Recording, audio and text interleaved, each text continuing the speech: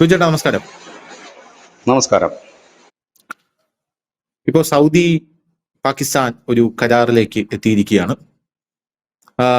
ഉറപ്പായിട്ടും സൗദി പാകിസ്ഥാൻ കരാറിൽ എത്തുമ്പോൾ കഴിഞ്ഞ ദിവസം അവരുടെ മന്ത്രി പറഞ്ഞത്, പാകിസ്ഥാന്റെ മന്ത്രി പറഞ്ഞത്, എനിക്ക് തോന്നുന്നു വിദേശകാര്യ മന്ത്രിയാണെന്ന് തോന്നുന്നു, അവര് പറഞ്ഞത് ഇനി ഇന്ത്യ പാകിസ്ഥാനെ ചൊറിഞ്ഞാൽ സൗദി എത്തും എന്നാണ് പറയുന്നത്. പക്ഷെ കളി അവിടെയല്ല കിടക്കുന്നത് എന്നാണ് നമുക്ക് മനസ്സിലാക്കാൻ സാധിക്കുന്നത്. ഇന്ത്യ ഒന്ന് വിരൽ ഞൊടിച്ചു കഴിഞ്ഞാൽ സൗദിയൊക്കെ നിന്ന് കത്തും എന്നാണ് പല വിശകലന വിദഗ്ധരും പറയുന്നത്. അതിന്റെ അർത്ഥം ഇസ്രായേൽ എന്ന് പറയുന്ന രാജ്യം ഇന്ത്യ പറഞ്ഞാൽ എന്തും കേൾക്കും. ഇസ്രായേൽ ഇപ്പോ ഇത് മുന്നിൽ കണ്ടുകൊണ്ട് ഇന്ത്യയിൽ കൂടുതൽ നിക്ഷേപങ്ങൾ കൊണ്ടുവരാനുള്ള ശ്രമങ്ങൾ നടത്തുന്നു എന്ന് കേൾക്കുന്നു. ഇന്ത്യയോട് കൂടുതൽ അടുക്കാനുള്ള ശ്രമങ്ങൾ നടക്കുമെന്ന് കേൾക്കുന്നു. ആത്യന്തികമായി ഈ ഗാസയൊക്കെ പോവും, ഗാസ പോവും, സിറിയ പോവും, ലബനൻ പോവും, അവിടെയൊക്കെ പോവും, ഇറാൻ അടക്കം പോവും. ഈ യുദ്ധം, ഇസ്രായേൽ യുദ്ധം, ഇസ്രായേൽ പാകിസ്ഥാൻ എന്ന് പറയുന്ന ഒരു രാജ്യവുമായി കൊടുമ്പിരി കൊണ്ട് മുന്നേറും എന്നുള്ള റിപ്പോർട്ടുകളാണ് ഇപ്പോൾ പുറത്തു വരുന്നത്.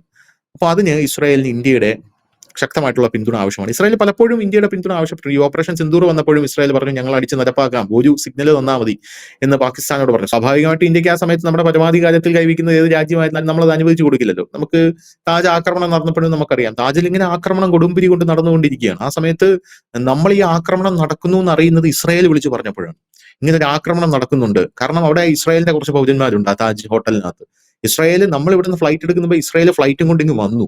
ഇങ്ങ് വന്നിട്ട് ഇസ്രായേൽ നമ്മളോട് ചോദിച്ചു നമ്മൾ കയറി അടിക്കട്ടെ എന്ന് ചോദിച്ചു. അപ്പൊ സ്വാഭാവികമായിട്ട് അന്ന് നമ്മൾ ഒരു രാജ്യമല്ലേ, നമ്മൾ പറഞ്ഞു വേണ്ട, നമ്മൾ ഡീൽ ചെയ്തോളാം, കാരണം നമ്മുടെ പരമാധികാരത്തിൽ കൈ കടത്തണ്ട എന്നുള്ള രീതിയിലാണെന്ന് വന്നത്. അപ്പൊ ഇസ്രായേൽ എന്നും നമ്മുടെ കൂടെ ഉണ്ടായിരുന്നു ഈ തീവ്രവാദ വിരുദ്ധ പ്രവർത്തനങ്ങൾക്കും കാര്യങ്ങൾക്കും എല്ലാം. ബെഞ്ചമിൻ നെതന്യാഹു പറഞ്ഞിട്ടുണ്ട് പാകിസ്ഥാൻ എന്ന് പറയുന്ന രാജ്യത്തെ ഞങ്ങൾ അടിക്കും. ഇപ്പൊ തുർക്കിയുമായിട്ട് ഒരു ക്ലാഷ് വരാൻ പോകുന്നു എന്ന് കേൾക്കുന്നു. അത് കഴിഞ്ഞപ്പോൾ പാകിസ്ഥാനാണ് ലക്ഷ്യം. അപ്പൊ ഇത് കണ്ടുകൊണ്ടായിരിക്കണം സൗദിയുമായിട്ട് ഒരു ടൈപ്പിന് പാകിസ്ഥാൻ പോയത്. സൗദി ആണെങ്കിൽ പാകിസ്ഥാൻ ഒരു കൂലിത്തല്ലുകാരനായിട്ട് മാത്രമാണ് കാണുന്നത്. എന്താണ് ഇപ്പോൾ ഇസ്രായേൽ ഇന്ത്യയുമായിട്ട് അടുക്കാനുള്ള കാരണം? എന്തൊക്കെയാണ് ഇസ്രായേൽ നടത്തുന്ന ആ ഒരു വലിയ നീക്കങ്ങൾ? കഴിഞ്ഞ കുറെ കാലമായിട്ട് നമ്മുടെ ജിയോ പൊളിറ്റിക്സ് ഒരുപാട് മാറുന്നുണ്ട്. അതിന് യുദ്ധം മാത്രമല്ല കാരണം, സാമ്പത്തികമുണ്ട്. ഇപ്പോൾ ഈ മിഡിൽ ഈസ്റ്റ് രാജ്യങ്ങൾ, പ്രത്യേകിച്ച് ഗൾഫ് കൺട്രീസിന് ഇപ്പോൾ അമേരിക്കയോടൊരു വിശ്വാസക്കുറവ് ഭയങ്കരമായി വന്നിട്ടുണ്ട്. കാരണം അവരുടെ ജീവിതത്തിൽ അവർക്ക് ഇതുപോലെ ഒരു ചതിവ് പിന്നിൽ നിന്ന് അനവധി തവണ കുത്തിയിട്ടുണ്ട്. പക്ഷെ ഒരു ചതിവ് ഇപ്പോൾ അവർക്ക് നേരിട്ടു എന്നൊരു ഫീൽ അവർക്ക് ഉണ്ട്. അതിനത് അവരെ തെറ്റ് പറയാൻ കഴിയില്ല. കാരണം ഈ ട്രംപിന് വിമാനമൊക്കെ കൊടുത്ത് സന്തോഷിപ്പിച്ചതിന് പകരമായിട്ട് ട്രംപ് അറിയാതെ ഇസ്രായേലിന് അത് ചെയ്യാൻ കഴിയില്ല എന്ന് തന്നെയാണ് ലോകവും വിശ്വസിക്കുന്നത്, ഗൾഫ് കൺട്രീസും വിശ്വസിക്കുന്നത്. അതുകൊണ്ട് അവർക്ക് അതൊരു ചതുവ് പറ്റി, അതായത് അമേരിക്ക ഇനി നമ്പിക്കൊണ്ട് പോകുന്നത് അത്ര ശരിയായ രീതിയല്ല എന്നവർക്ക് തോന്നി തുടങ്ങിയത് കൊണ്ടാണ് അവരൊരു സൈനിക സഖ്യം രൂപീകരിക്കാനൊക്കെ ഒരു ശ്രമം നടക്കുകയും ഏറ്റവും ഒടുവിൽ അത് പാകിസ്ഥാൻ സൗദി നാറ്റോ മോഡൽ ഒരു സഖ്യത്തിലേക്ക് എത്തുകയും ചെയ്യുന്നൊരു സാഹചര്യം. ഇതേ സമയം തന്നെ യൂറോപ്യൻ കൺട്രീസിലും ചില മാറ്റങ്ങൾ നടക്കുന്നുണ്ട്. കാരണം സാമ്പത്തികം തന്നെയാണ് എല്ലായിടത്തെയും പ്രശ്നം. ഇവിടെയാണ് ഇസ്രായേലും അമേരിക്കയും, പ്രത്യേകിച്ച് ബെഞ്ചമിൻ നെതന്യാഹുവും ട്രംപും തമ്മിൽ അത്ര വലിയ സുഖത്തിലല്ല കാര്യങ്ങൾ മുൻപോട്ട് പോകുന്നത്. രണ്ടുപേരും ഒരാൾ തെക്കോട്ടും മറ്റൊരാൾ വടക്കോട്ടും പോകുന്ന രീതിയാണ്. പക്ഷെ രണ്ടുപേരും കൈയൊഴിയാൻ വയ്യ എന്നുള്ളതാണ് മറ്റൊരു സാഹചര്യം. ട്രംപ് പറയുന്നിടത്തേക്ക് കാര്യങ്ങൾ എത്തുന്നില്ല, ഇല്ലെങ്കിൽ നെതന്യാഹു പറയുന്നിടത്തേക്ക് കാര്യങ്ങൾ എത്തുന്നു. അതുകൊണ്ടായിരിക്കണം നെതന്യാഹു ഒരു ഒന്നോ രണ്ടോ ആഴ്ചക്ക് മുമ്പ് നെതന്യാഹു പറഞ്ഞത് തങ്ങൾ ആരുടെയും ചൊൽപ്പടിക്ക് നിൽക്കുന്ന രാജ്യമല്ല എന്ന് പറയുകയും ചെയ്തിട്ടുണ്ട്. ഇങ്ങനെ നിൽക്കുന്ന ഒരു സാഹചര്യത്തിലേക്ക് അതിൻ്റെ ഇടയിലാണ് ട്രംപിന്റെ താരിഫ് വാർ എല്ലായിടവും വരുന്നു. ഈ താരിഫ് വാർ വരുമ്പോൾ അമേരിക്കയ്ക്ക് അതൊരു നേട്ടമാകുമെങ്കിൽ പോലും അമേരിക്കയിൽ വർക്ക് ചെയ്യുന്ന അല്ലെ അമേരിക്കയിൽ പ്രവർത്തിക്കുന്ന കമ്പനികൾക്ക് അത് ക്ഷീണം തട്ടും. അത് ഒരു യാഥാർത്ഥ്യമാണ്. പ്രത്യേകിച്ച് ഗൂഗിൾ അടക്കമുള്ള അമേരിക്കൻ കമ്പനികളുടെ ഷെയർ ഹോൾഡേഴ്സിൽ ഒരു വലിയ വിഭാഗം ജൂയിഷ് ജനതയാണ്, ജൂതന്മാരുടെ വലിയ ബിസിനസ്സുകാർ ലോകത്തിൻ്റെ പല ഭാഗത്തുമുണ്ട്. ഇപ്പോൾ അവരൊരു വലിയ വിഭാഗം ഇന്ത്യയിൽ മുതലിറക്കാനായിട്ട് ശ്രമിക്കുന്നു, ഇല്ലെങ്കിൽ അതിന് വരുന്നു. ഇപ്പം നമുക്കറിയാം, നിലവിൽ ഇസ്രായേൽ ആയുധ നിർമ്മാണത്തിലുമായിട്ടൊക്കെ ഇന്ത്യയായിട്ട് സഹകരിക്കുന്നുണ്ട്. മറ്റു മേഖലയിലും കൂടി അവർ വരുന്നു. IT സെക്ടർ, വിവരസാങ്കേതിക വിദ്യ, അതുപോലെ തന്നെ മറ്റു മേഖലയിലൊക്കെ നമ്മളുമായിട്ട് ചേർന്ന് പ്രവർത്തിക്കാനും ഇവിടെ കമ്പനികൾ സ്ഥാപിക്കാനുമൊക്കെ വൻകിട കമ്പനികൾ തന്നെ, അതായത് അവരുടേതായിട്ടുള്ള വൻകിട കമ്പനികൾ വിവിധ രാജ്യങ്ങളുള്ളവർ ഇന്ത്യയിലേക്ക് കൊണ്ടുവരാൻ അവർ ആഗ്രഹിക്കുന്നു. കാരണം അവർ നോക്കുമ്പോൾ ഒരു സേഫായി ഇൻവെസ്റ്റ് ചെയ്യാൻ പറ്റുന്ന ഒരു ഇടം ഇപ്പോൾ ഇന്ത്യ മാത്രമാണ്. പ്രത്യേകിച്ച് സംഘർഷങ്ങളൊന്നും തന്നെ ഇല്ല. നമുക്കാകെ ഉള്ള സംഘർഷം എന്ന് പറഞ്ഞാൽ ഇപ്പം നിലവിൽ ഉള്ളത് പാകിസ്ഥാനുമായിട്ടാണ്, ഭാവിയിൽ ചിലപ്പോൾ ചൈനയുമായി വരാം. അങ്ങനെ നോക്കുമ്പോൾ എല്ലാ രാജ്യങ്ങൾക്കും സംഘർഷങ്ങളുണ്ട്. അപ്പം നിലവിൽ വലിയ സംഘർഷമില്ല. പിന്നെ ഇവിടെ ബിസിനസ് സ്റ്റാർട്ട് ചെയ്യാനാണെങ്കിലും അത് വിപുലപ്പെടുത്താനാണെങ്കിലും വലിയ നൂലാമാലകളൊന്നും തന്നെ ഇല്ല.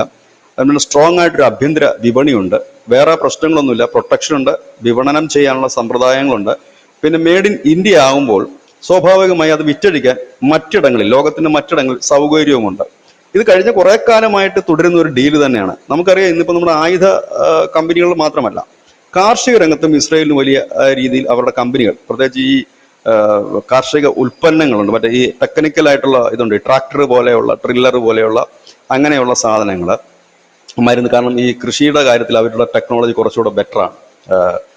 അപ്പം ഇങ്ങനെ ഇവിടെ നമ്മുടെ ഇതിലേക്ക് വരുന്നുണ്ട്. നോർത്ത് ഇന്ത്യയിലൊക്കെ പല കൃഷികൾക്കും അവരുടെ ടെക്നോളജിയും മറ്റും യൂസ് ചെയ്യുന്നുണ്ട്. അപ്പോൾ ആ മേഖലയിൽ ഒരു ഇത് ടൈപ്പ് നമ്മൾ ഉണ്ടാക്കിയിട്ടുണ്ട്. അപ്പോൾ ഇങ്ങനെ മുൻപോട്ട് പോകുന്ന ഒരു സാഹചര്യം, ഈ സാഹചര്യത്തിലാണ് ഇസ്രായേൽ ഇന്ത്യയുമായി കൂടുതൽ അടുക്കുന്നത്. പിന്നെ പ്രധാനമായും ധനുഷ് പറഞ്ഞതുപോലെ ഒരു സാഹചര്യം അവർ മുന്നിൽ കാണുന്നു. അമേരിക്കയുടെ ഒരു കാര്യമാണ്, ഒന്നും പറയാൻ കഴിയില്ല, അങ്ങനെ നിൽക്കുന്ന ഒരു സാഹചര്യം. കാരണം അമേരിക്കയുടെ വലം കൈ, അതുകൊണ്ടായിരിക്കണം ഒരുപക്ഷെ ബെഞ്ചമിൻ നെതന്യാഹു പറഞ്ഞ അമേരിക്കയുടെ സ്നേഹിതന്മാരാണെങ്കിലും സഖ്യകക്ഷിയാണെങ്കിൽ പോലും ഞങ്ങൾ അടിക്കുമെന്ന്. ഖത്തർ എന്ന് പറയുന്നത് വെറും ഒരു സ്നേഹിത രാജ്യമല്ല അമേരിക്കയുടെ, സൈനിക സഹകരണമുള്ള രാജ്യമാണ്. അതും കൂടെ നമ്മൾ ആലോചിക്കണം. ആ സൈനിക സഹകരണമുള്ള രാജ്യത്താണ് കയറി അടിച്ചിട്ട് പോയിരിക്കുന്നത്. അപ്പോൾ അങ്ങനെ നിൽക്കുന്ന ഒരു സാഹചര്യം, ഇവിടെ ഇന്ത്യയെ പോലെ രാജ്യത്തെ കൂട്ട് പിടിച്ചുകൊണ്ട് മാത്രമാണ് ഇസ്രായേലിന് ഈ ഒരു മേഖലയിലേക്ക് പിടിച്ചു നിൽക്കാൻ കഴിയും. കാരണം ട്രംപ് പോയിട്ട് ഇനി അടുത്ത ആള് വന്നാലോ ഇല്ല ട്രംപ് തന്നെയോ നിലപാട് നാളെ മാറ്റി പറയാം എന്ന് കരുതി ഇസ്രായേലിനെ കൈവിടുമെന്നല്ല ഞാൻ പറഞ്ഞു വന്നത്. നിലപാടുകൾ മാറ്റാം. ചിലപ്പോൾ പുള്ളിക്ക് ഇന്ന് തോന്നുകയാണ് ഗസയിൽ എല്ലാ പരിപാടിയും നിർത്തിയേക്ക്, സമാധാനം പുനഃസ്ഥാപിച്ചേക്കു എന്ന് പറയാൻ മതി. പക്ഷെ ആ സ്റ്റേറ്റ്മെന്റ് എങ്ങ് വെക്കില്ലെങ്കിൽ പോലും അത് ഒരുപാട് ക്ലാഷിന് ഇടയാക്കും. അതും ഇതിനകത്ത് ഒരു കാരണമാണ്. ഇവിടെ മറ്റൊരു നിർണായകമായ കാര്യം, ഇപ്പോൾ ഈ പാകിസ്ഥാൻ കഴിഞ്ഞ ദിവസം അവരുടെ ഈ മന്ത്രി, വിദേശകാര്യമന്ത്രി ഖാജ ആണ് ഇങ്ങനത്തെ ഒരു പ്രസ്താവന നടത്തിയത്. ഖാജയാണ് പറഞ്ഞത് ഞങ്ങളെ തൊട്ടാ സൗദി വരുമെന്ന് പറഞ്ഞു. അതിന് തൊട്ടു പിന്നാലാണ് ഈ ഒരു വലിയ വാർത്ത എത്തുന്നത്, ഇസ്രായേൽ ഇന്ത്യയുമായിട്ട് കൂടുതൽ സഹകരണത്തിന് തയ്യാറെടുക്കുന്നു എന്നുള്ളത്. ഇനി അതൊരു ഭാവിയിൽ അതൊരു സൈനിക സഹകരണമായിട്ട് വരുമോ എന്നുള്ള ഒരു കാര്യത്തിലേക്കാണ് എല്ലാവരുടെയും ചിന്ത പോകുന്നത്. അങ്ങനെ വരികയാണെങ്കിൽ സ്വാഭാവികമായിട്ട് ഇന്ത്യക്ക് അങ്ങനെ ആരുമായിട്ട് ഈ നാറ്റോ മോഡൽ സഖ്യങ്ങളൊന്നും തന്നെ ഇല്ല. നമുക്ക് റഷ്യയുമായിട്ടുള്ളതും സൈനിക സഹകരണമാണ്. അങ്ങോട്ടും ഇങ്ങോട്ടും സൈനിക സഹകരണം ചെയ്യും. അതല്ല നമ്മളെ തൊട്ടാൽ അവർ വരുമെന്നോ അവരെ തൊട്ടാൽ നമ്മൾ പോകുമെന്നോ ഇല്ല. ചേരാ ഒരു നയം ആണ് നമ്മൾ എല്ലായിടത്തും ഉണ്ടാക്കി വെച്ചിരിക്കുന്നത്. അങ്ങനെ നമുക്കൊരു നാറ്റോ മോഡലില്ല.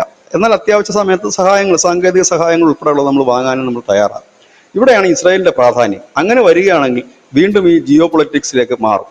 ഞാൻ ഇപ്പോഴും കരുതുന്നത് ഈ ബ്രിക്സ് രാജ്യങ്ങൾ സ്ട്രോങ് ആകുകയും അതിലേക്ക് ഇപ്പോൾ സൗദി അടക്കമുള്ള രാജ്യങ്ങൾ വന്നു കഴിഞ്ഞിരിക്കുന്നു. അങ്ങനെ വരികയാണെങ്കിൽ ഒരുപക്ഷെ ഞാൻ കാണുന്ന മറ്റൊരു വശമാണ്, ഒരുപക്ഷെ ഈ ബ്രിക്സിനോടൊപ്പം തന്നെ മിഡിൽ ഈസ്റ്റ് രാജ്യങ്ങൾ ഒരു വലിയ വിഭാഗം, ഇപ്പൊ തന്നെ നിലവിൽ ഈജിപ്റ്റും മറ്റുമൊക്കെ ഉണ്ട്, UAE ഒക്കെ ഉണ്ട്, ഒരു വലിയ വിഭാഗം നേരെ ഈ ബ്രിക്സിന്റെ ഭാഗമായി മാറുന്ന സാഹചര്യം കൂടി വന്നാൽ സ്വാഭാവികമായി തന്നെ അത് അമേരിക്കയ്ക്ക് കിട്ടുന്ന ഒരു വലിയ ഷോക്കായിരിക്കും.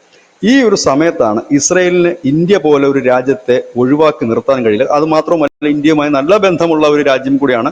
പ്രത്യേകിച്ച് നരേന്ദ്രമോദിയുമൊക്കെ ആയി, പ്രത്യേകിച്ച് BJPക്കാരുമായി നല്ല ബന്ധമുള്ള എന്ന് പറയുന്നതായിരിക്കും കുറച്ചുകൂടെ അതിന്റെ ഒരു യാഥാർത്ഥ്യം. കാരണം AB വാജ്പേയി ഇരിക്കുമ്പോഴാണ് അവിടെ ഈ കോൺസുലേറ്റിനെ മഹാരാഷ്ട്രയിൽ സ്ഥാപിക്കുന്നതും ഒക്കെ ആയിട്ട് വലിയ ബന്ധമാണ്. അപ്പം അങ്ങനെയുള്ള ഒരു രാജ്യത്തിനോടൊപ്പം നിൽക്കുക. കാരണം അമേരിക്കയിൽ ഇൻവെസ്റ്റ് ചെയ്യുന്നത് ഇപ്പോഴത്തെ ഒരു പരിസ്ഥിതിയിൽ എങ്ങനെയാകും എന്നുള്ളതൊരു സംശയമുണ്ട്. അത് ഒരു വഴിക്ക്. രണ്ടാമത്തെ ഇതിൽ ഉറച്ച ഒരു പങ്കാളി അതിന് വേണ്ടിയിട്ട് വരുന്നു. അങ്ങനെ വരുമ്പോൾ ഇത്തരത്തിലൊരു നീക്കം നടക്കാനുള്ള സാധ്യതയുണ്ട്. ഇനി യുദ്ധത്തിലേക്കാണ് പോകുന്നതെങ്കിൽ ഈ പറയുന്ന പാകിസ്ഥാനെ ഇസ്രായേൽ ആക്രമിക്കില്ല, ഇന്ത്യയുടെ ഒരു ആക്രമണത്തിൽ ഇസ്രായേലിൽ വരികയോ ചെയ്താൽ അതും ഒരു ചെക്കാണ്. അതായത് ഇപ്പോൾ പാകിസ്ഥാൻ നടത്തിയിരിക്കുന്ന സൗദി പാക് നാറ്റോയ്ക്ക് മറ്റൊരു ചെക്ക് എന്ന് പറയുന്നത് അക്ഷരാർത്ഥത്തിൽ ശരി തന്നെയാണ്, ഇസ്രായേലാണ്. അതൊരു ചെറിയ രാജ്യമാണെങ്കിലും അത് നടത്തുന്ന അടി എല്ലാവരും ലോകം കാണുന്നതാണ്. അതൊരു സഖ്യം തന്നെയാണ്. ഇത് മിഡിൽ ഈസ്റ്റിലെ എല്ലാ രാജ്യങ്ങൾക്കും ഇതറിയാം.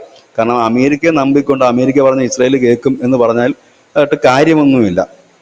രണ്ടാമത് അവിടെ ഒരു നീക്കം നടക്കുന്നത് മിഡിൽ ഈസ്റ്റിലെ ഈജിപ്റ്റ് വലിയ രീതിയിൽ തന്നെ സൈനിക വിന്യാസം നടത്തുന്നുണ്ട്.